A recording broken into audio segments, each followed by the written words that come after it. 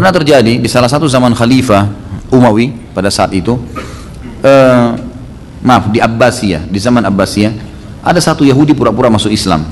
Tapi saya tidak temukan namanya dalam buku-buku. Cuma dikatakan Yahudi ini pura-pura masuk Islam lalu dia mengarang-arang hadis Nabi.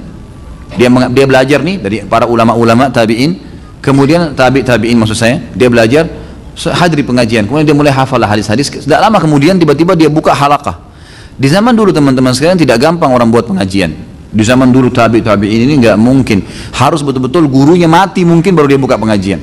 Dia ambil semua ilmunya baru dia buka, ataupun betul-betul dia sudah dikasih rekomendasi sama gurunya untuk bisa mengajar, baru dia ngajar. Kalau belum disuruh hadir terus.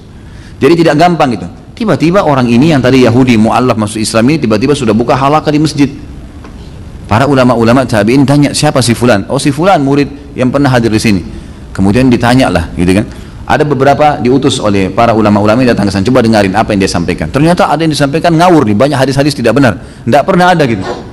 Lalu mereka tanya kepada imam-imam, Imam Ahmad, Imam Ibnu Yahya bin Ma'in tadi, ulama-ulama hadis ditanya, benar nggak ini? Ini dusta, nggak benar. Lapor kepada khalifah, ditangkap dia.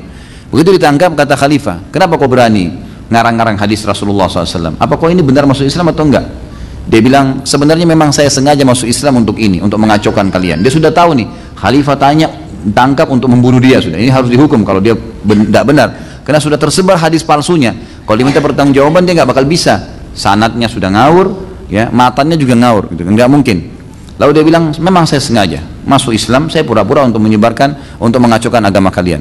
Kata khalifah ini, baik, kalau begitu saya akan penggal lehermu. Karena kau akan dihukum.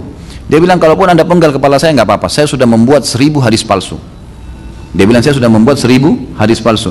Lalu kata khalifah tersebut, kami tidak ada masalah karena Allah menyiapkan buat kami, ya, untuk kami Ahmad bin Hanbal dan Yahya bin Ma'in akan menyaring hadis palsumu sebagaimana mutiara disaring dari pasir yang ada di sungai, gitu.